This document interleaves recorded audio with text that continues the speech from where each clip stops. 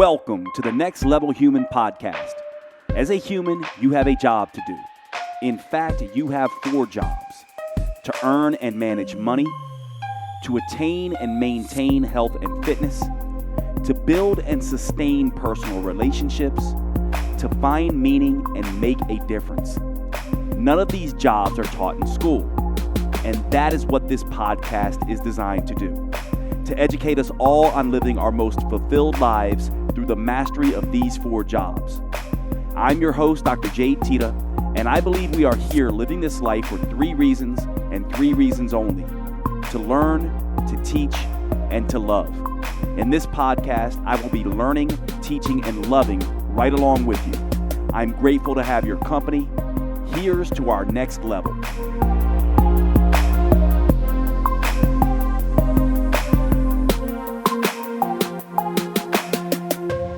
Welcome to the podcast, guys. Today we are going to be talking about how to find the right diet for you. You know, one of the things that I always talk about when people ask me, because let's face it, historically speaking, we live in an interesting time, right, when it comes to diet. We have what I would call several different biases in the diet and nutrition world that make it very difficult for us to make sense of things. And one of those biases is sort of what I would call the novelty bias. Anything that is new or old with new research and new exciting research, people tend to jump on, right? So right now, the flavor of the month is intermittent fasting and the keto diet. And before that, it was sort of like detox diets and the paleo diet. And an offshoot of that was the primal diet, vegan diets and vegetarian diets, sort of the high-fat, low-carb diets of the 90s, the Zone diet, the Atkins diet, like those kinds of things. People will jump on anything that is new. It's almost as if we would rather be looking for something to do than doing something. And unfortunately, some of these programs will work for some people. And when I say programs, I mean these dietary systems.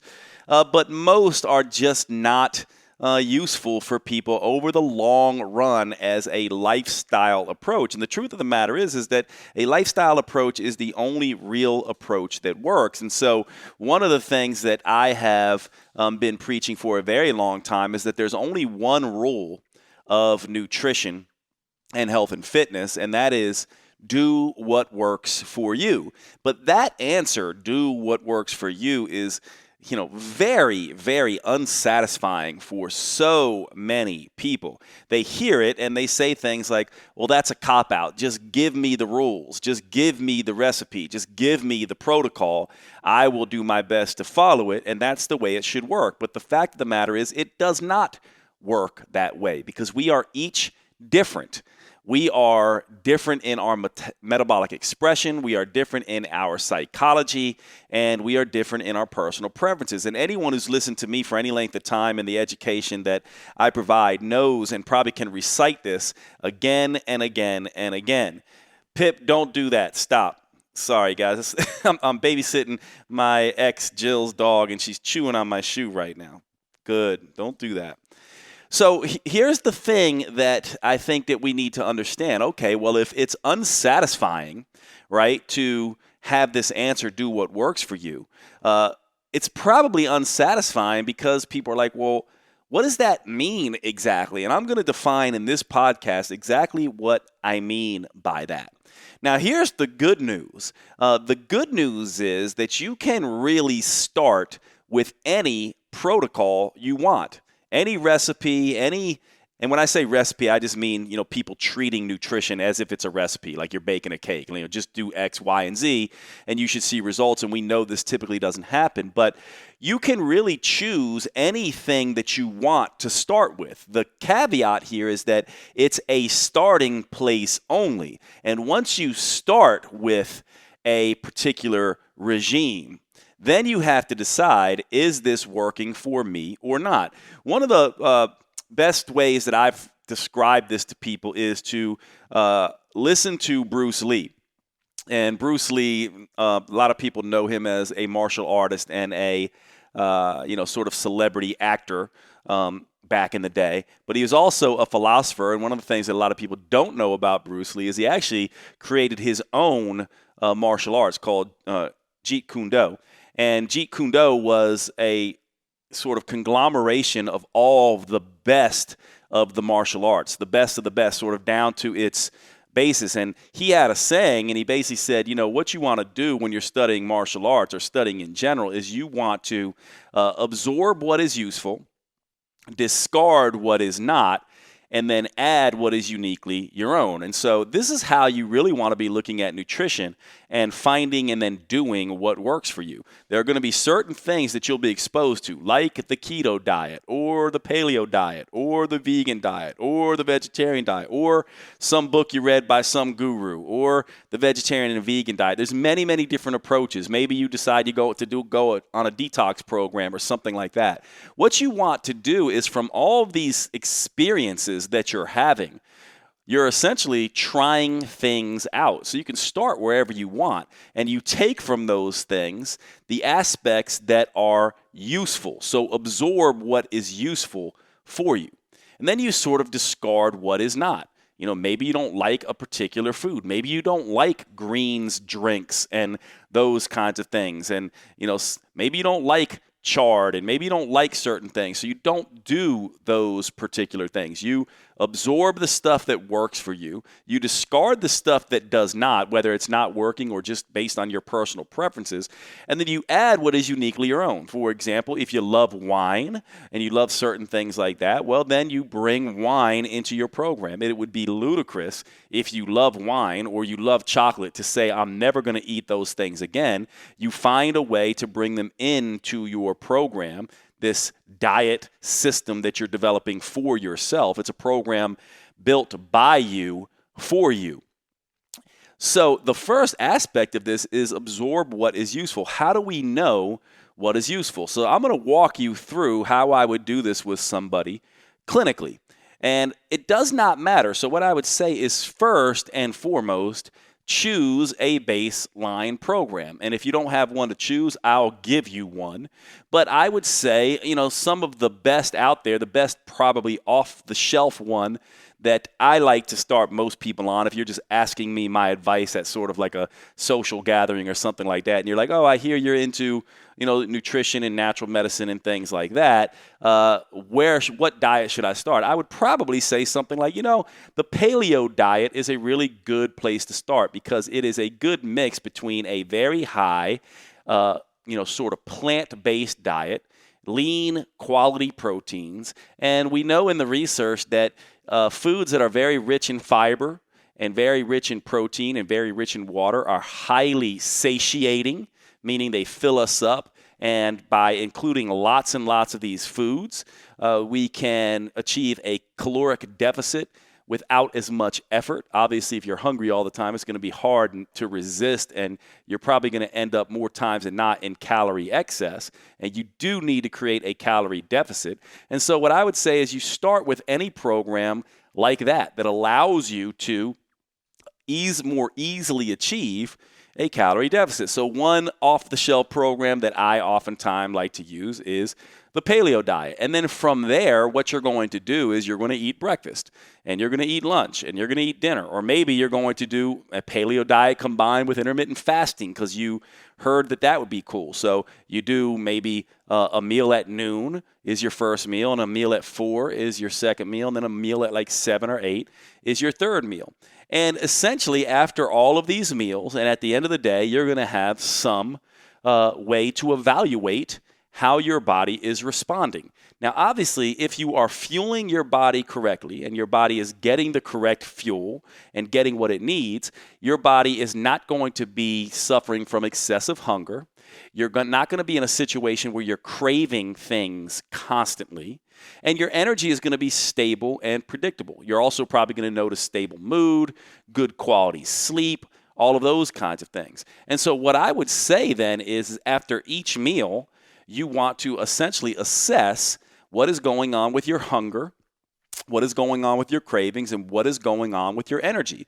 A good, healthy meal that fuels you and feeds you fuels your body for good quality energy, feeds your brain, and makes you feel satiated and satisfied, satiated in terms of hunger and satisfied in terms of cravings, is going to really should last you between 4 and 6 hours before you start getting hungry again. So if you eat something like a salad or something like that on a paleo type diet that you've chosen as your starting place, and you notice that you are hungry again 2 hours later, and or you're getting cravings, and or your energy is crashing, you are now going to have to adjust.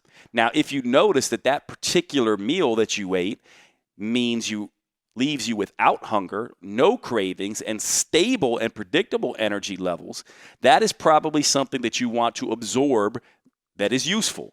So if that is, let's say, a kale salad with grilled chicken breast and a small amount of croutons and Parmesan on that, then that's going to be a meal you want to essentially make note of, write down, and say, this particular meal worked well for me. And now you're absorbing what is useful. Versus perhaps you do something like, a green drink or something like that, or a protein shake or something like that, and you find that, wow, that did not help me at all. I was, really hungry and feeling out of sorts within 2 hours. Then you want to discard that or tweak it a little bit more to make sure that it works for you. And this is the way that people who are successful long term. And by the way, long term, here's the thing that you need to understand about diet. Anybody can lose weight for a time. It's just a matter of being motivated enough. You can lose weight. You try hard enough, anyone can do that. It's the easiest thing to do. Maintaining the weight is what's hard. And you have to understand that the approach that you use to lose the weight better be the approach that you can maintain forever. And this is why this is so important. And so now you're starting to experiment. After each meal, you're beginning to have certain biofeedback sensations that you can judge and essentially say, wow, is this making me feel good or not? At the end of the day, you can look and sort of qualify and quantify. Qualify by saying, how do I feel? And quantify by looking at how many calories did I take in. And a good quality approach is going to be an approach that makes you feel satisfied, without hunger, without cravings, balanced energy, and a lower calorie diet without trying so hard. Then you repeat that again and again and again, slowly tweaking it here and there. Maybe you discover that, hey, you know what?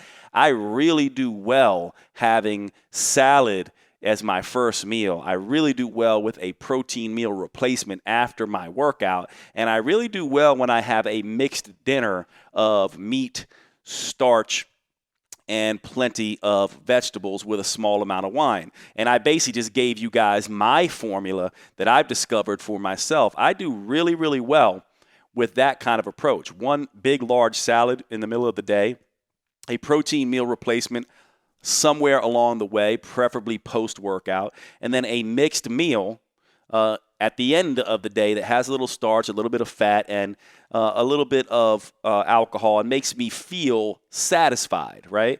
And I've even discovered certain foods, because absorb what is useful, discard what is not, add what is uniquely your own. I've even discovered certain foods that work really, really well for me that take the edge off. For example, one of them is a high-protein ice cream called Halo Top. Some of you may know this. And sometimes you can eat the whole pint. It has 300 calories in it and very much satisfies me. And so that's another thing that I have absorbed that is useful. I also know that if I have a small amount of wine with dinner, I'm less likely to overeat at that dinner, and I'm less likely to get dessert, and I'm less likely to do late-night eating. But that is for me. And these things are all very useful for me to know. How did I find this out? Through paying attention, through absorbing what is useful, discarding what is not, and adding what is uniquely my own. So over time, I know what I need to do for me. So you might say, Jade, do you do a paleo diet? No. Jade, do you do a keto diet? No, not necessarily. I don't do any of those things. I do the Jade Tita diet, a diet that I built for myself through my own trial and error. And so this is the approach that you want to use. Now, oftentimes when I say this, people will say, well, Jade, what about calories? Don't they matter? Absolutely, calories matter. Calories matter a ton. You're not going to be able to lose weight without creating calorie deficits. And those calorie deficits need to be sustainable. The mistake that a lot of people make is that you have to understand that your hormones, some of your hunger hormones like GLP and GIP and insulin, which is a hunger hormone, and ghrelin and leptin and all these hormones that CCK and PYY and all these hunger hormones that are elicited by what you eat, not to mention behavioral hunger, which means that we have almost like a Pavlovian response to food. If you're used to eating breakfast at 8 a.m., you're going to be hungry at 8 a.m. for a little while if you try to switch to an intermittent fasting diet, let's say. And so what you need to understand is that many of these elements in the diet are going to impact these hormones, which then make it easier or harder for you to achieve that calorie deficit. But you do need to achieve that calorie deficit. Let me interrupt the show just for a few minutes because I want to tell you about one of our sponsors, Evolve Telemed. One of the questions I get all of the time, one of the services that you are asking me for constantly is hormone replacement therapy. Women going through menopause, women going through perimenopause, women in postmenopause, women under stressful situations who are dealing with low sex hormone levels, estrogen and progesterone, are constantly asking me about progesterone therapy or estrogen and progesterone therapy. And men, same thing, constantly asking me about testosterone replacement therapy. Plenty of you, many of you, always asking, Jade, can you prescribe me hormones? I need testosterone if you're a man, or I need estrogen and progesterone or testosterone if you're a woman. And I always have to say that I am no longer seeing patients in this way because my educational duties are keeping me so busy. And this is where Evolve Telemed comes in. I have been looking for a company that does bioidentical hormone replacement therapy, and that is critically important. If you're going to be doing HRT or TRT, HRT being hormone replacement therapy for women, TRT being testosterone replacement therapy for men, if you are going to do these therapies, you want the bioidentical hormones. You want the hormones that your body makes naturally, that your body can recognize, that is no different from the hormones your body would make if you were making adequate levels. Bioidentical hormone replacement therapy does just this. And Evolve Telemed is a company that I am now using for my own testosterone replacement needs and have been super impressed with the way that they have structured their business model. And so I am now bringing this service to you through my partnership with Evolve Telemed. Essentially, the way this works is you go online, you make an appointment with Evolve. Evolve gets a doctor with you on a Zoom call. They go through your whole case. They go through your blood labs. They then prescribe your hormones directly to you, and you can get those hormones wherever you are. You do not have to go to a clinic near you. All you need is to have an internet access point, and you can meet with an expert in bioidentical hormone replacement therapy and get those prescriptions. Now you can see why this is so powerful, can't you? Because this is something that so many of us need and can benefit from for our aging needs, our sexual health needs. These things have profound impact on mood, hair, skin, erections, libido, you name it. These things do everything for our metabolic health and vitality. So I am incredibly excited to bring Evolve Telemed to you. Now, the link that you go to is drjade.com/hormones. drjade.com/hormones. This will bring you to the Evolve Telemed portal. If you use the code NEXTLEVEL, you will get a discount on checkout for your first patient visit. I'm very excited to be able to bring this to you, and I hope you will use Evolve Telemed. I know you're going to find it extremely powerful to move your hormone needs over to them. Check them out, Evolve Telemed. Use the link drjade.com/hormones. drjade.com/hormones for Evolve Telemed. And let's get back to the show. And so how do you manage this? Well, there's two ways to do it. You can take a calories first approach, or you can take a calories second approach. So let's go through each of these, and let's take the calories second approach first. In a calories second approach, what this would be is you eating intuitively, more intuitively during the day, eating in a way to help keep hunger at bay and cravings at bay and energy stable. And at the end of the day, then you kind of go back and say, oh, I felt really good today. Hunger was not there or was under my control. Cravings were under my control. I had good, stable energy. I didn't feel like I overate. And let me just go back and check and see, was I able to achieve a caloric deficit or a calorie reduction that could aid my weight loss? That's one great way to do it, right? And then you can tweak from there. You're like, interesting. I did kind of eat maybe more than I thought. And this is very important, at least in the beginning, to begin to equate how you feel and what you're eating. You need to be able to see this. You need to be able to track in some way, shape, or form, at least in the beginning. You don't have to do it forever. But if you've never done this before, this is one of the reasons why people suffer so much. So you can take the calories second approach. And really, that's a hormones first approach. How do I feel what I'm eating, and does that give me those calorie deficits that I need? The other approach is I could take a calories first approach and maybe say, all right, well, I'm going to try to consume 2,000 calories or less per day, and then I want to see after the fact, how did that make me feel? So I eat those 2,000 calories, then I look back on the day and I say, did that keep my hunger, my energy, my cravings in check?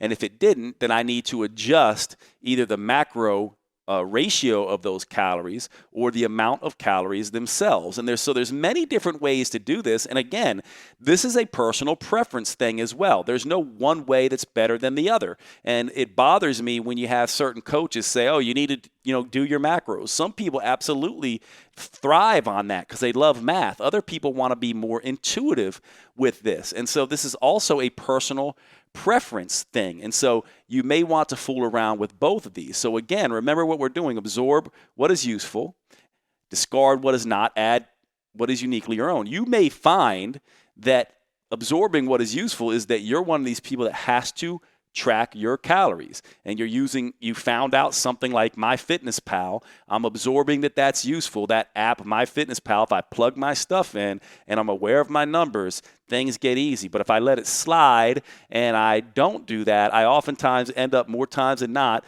doing 3 or 4 tablespoons of peanut butter and going over my caloric limits by a lot. And so you can do this either way. And it's very important that you start looking at this instead of, doing what most people do, which is not smart. And what they do is, I read the most recent book, I'll do that. Or my friend went on, the whole 90 diet or whatever, and I'm going to do that. Or I heard about this great detox diet, I'll do that. Or I know a friend who went on the HCG diet, I'll do that. Now, there's nothing wrong with trying all these things, but rather than trying them as if you're trying to find the perfect diet, which does not exist, you should be trying them so that you're slowly creating the perfect fit for you.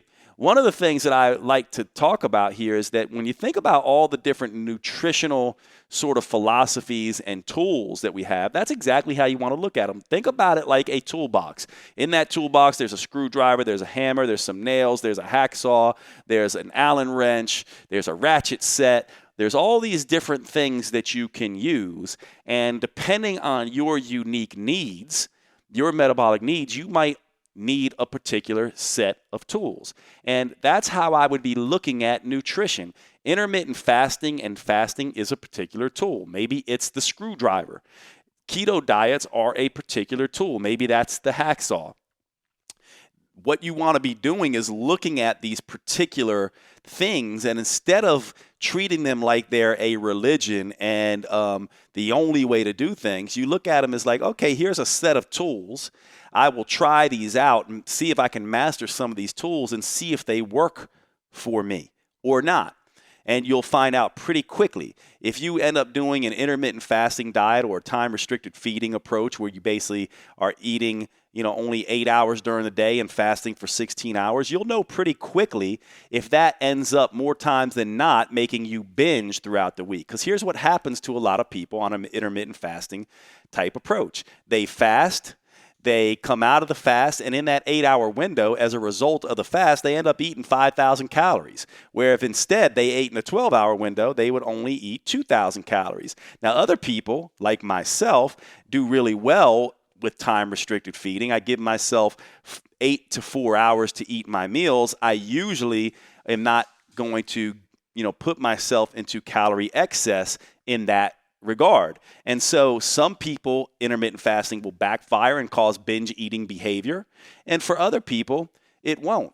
And this is the way it actually works. And same with the keto diet. Actually, I'll tell you a funny story about me. I tend to do a keto approach most winters, and I've pretty much given up on the keto diet for myself after this last winter, because what happened is every time I do it, I do really well on it. I feel really good on it, but what happens is for months afterwards, I just have carbohydrate cravings and junk food cravings that are through the roof, and I find myself just binge eating, and it's very difficult for me to reverse that. And something about being off all of those foods and then adding them back in, really does a number on me. And so the keto diet is something that I will either not do next year or will approach differently and adjust it a little bit so that it can work for me a little bit better. And so these are the things that most people are not telling you about that you really want to pay attention to. So one more time, I'll walk through this really quickly, and then we'll end this podcast, but hopefully you get the point. Here's the way that you want to essentially do this. Take any off-the-shelf program of your choosing. The zone diet, the keto diet, the vegetarian diet, the vegan diet, the paleo diet, the primal diet, an intermittent fasting approach, some book you read. You take any of those approaches. You start that approach. Don't think of it like the perfect approach. Think of it like it is now a blueprint. It's my starting point. Now my job is to gather information about how my metabolism is responding to this. So I will absorb what is useful in this approach. I will discard what is not useful in this approach. And I will bring into it what I've already discovered works for me. And then you begin to do that particular diet approach, and then all of a sudden it adjusts. And so maybe you start on a strict low-fat paleo-type approach, sort of the traditional paleo diet. Lots of vegetables, lots of, good quality lean proteins. And then you find this really isn't working for me. So then you start adding in avocado and coconut oil and all of that kind of stuff. Now you're like, ooh, that's interesting. Now I'm feeling full and satisfied and my cravings are gone. Oh, but I'm not losing weight anymore. So then maybe you start counting calories a little bit with using that same approach. And next thing you know, you've found what works for you. Now, the final thing I'll say here is that you got to pay attention to these biofeedback sensations and calories. And so you can either take a calories first approach or a hormones first approach. And when I say hormones first approach, I just mean the way you feel. Remember, all these hormones, these hunger hormones and things like that, they are just essentially the things that are creating a lot of these bodily sensations that we can tap into. Exercise performance, exercise recovery, hunger, energy cravings, sleep, mood. All these things should be stable and functioning at a very high level if you're feeding and fueling yourself correctly. And so you're going to have to figure out and manage both of these. Yes, you want to manage calories, but you also want to be preemptive and also paying close attention to how the diet makes you feel, to how what you're putting in your body makes you feel in terms of hunger, energy, craving, sleep, mood, performance, libido, menstrual cycle, exercise, recovery, etc. And so that's another very important thing to understand. And then one of the other things that I'll say here before we wrap up this podcast is that the other thing you have to understand, and this is what gets people so confused and so sort of just not loving life and because they don't understand that the metabolism will change. So you find an approach that works for you today at your current age and your current lifestyle factors and the way you're living. That may not work for you tomorrow. Maybe you'll have children and your metabolism will change. Maybe you'll go through andropause if you're a guy and your metabolism changes. Maybe you start exercising a little bit more, or going through stress at work, or going through menopause, or you get sick, or whatever. The metabolism is changing. And so when you find the diet that works for you, you may find out, and you will find out, that it's not always going to work for you. But that's not a problem, because during this process of discovery, but you've actually figured out the most important thing in the world. And that is, once you figure out this process, it's a process now, not a protocol. In other words, you'll never have to look for another diet again, because you will be able to create it. As soon as hunger, energy, and cravings and all these biofeedback sensations start going out of check, or your calories start going up, or you're not getting results, all you have to do is go back to this process that we just discussed, and you will find the diet again that works for you. And some people have even, run into this. I've seen this with individuals who travel a lot. Sometimes they have to have a travel plan, and I oftentimes call it a plan B, and a sort of plan that works for them when they're at home. And oftentimes I talk about this as sort of a first aid diet or a plan B diet. If you have sleep deprivation one night, I worked with lots of moms in my career, and what they'll oftentimes say is, the baby didn't sleep last night, I was sleep deprived, and I know I have to do something a little different. Actually, I'll give you from my clinical practice. I had one woman who, she knew that if she got only 4 hours of sleep in a night, a sort of standard 3 meals per day did not work for her. She had to move into a grazing type approach, where she would eat every 2 to 4 hours instead of waiting every 6 hours. And what she found out is that when she did that grazing approach, it kept her from binge eating later, because something about sleep deprivation for her caused her to overeat tremendously that day. And so what she did is she had small, frequent meals on those days, whereas on other days she would have only 2 to 3 meals. And so what happens is, people don't want to understand exactly what's going on in their metabolism. And if you start paying attention, what will really happen is, what works for you will be a range of things that will work for you. So you can pull these tools from this toolbox as you see fit, because you've worked with all of them. And so that's one of the reasons I am an advocate for doing different things. People say, hey, Jade, have you heard of this particular approach? Do you think I should do it? I'm like, absolutely do it, but do it from the standpoint of trying to discover more about your metabolism. Don't do it from the standpoint of like, this is the end all be all and I'm going to try to do this forever and ever. No, do it from the standpoint of, I am going to discover what works for me better. I want to see, does a keto diet have a role to play in my long-term nutritional sort of way of approaching things, or not? Because you may just go, I just do not, like a high-fat diet and kind of feel disgusting on it, or B, I can't stay on it, or C, maybe you're like me, it's like something happens to me afterwards where I do fine, I feel great, but then I just binge like crazy on it. And so all of us need to work more from this perspective when it comes to nutrition. And I think it's the same thing with natural medicine, and it's the same thing with fitness as well. So hopefully this gives you an idea of what I mean by do what works for you. Not only is it not a cop-out, it's actually a sort of a harder practice, right? But once you figure it out, it is magical, and all of a sudden, all these diets that you've been chasing around that work for a time and then stop working, now you've discovered something that will always work for you, because you have the process of being a detective and always being able to figure out the inputs that you need to keep you feeling good and looking your best and being your healthiest. And so I'm going to wrap it up here on this particular podcast, but I hope this was useful for you, and I will see you guys next time.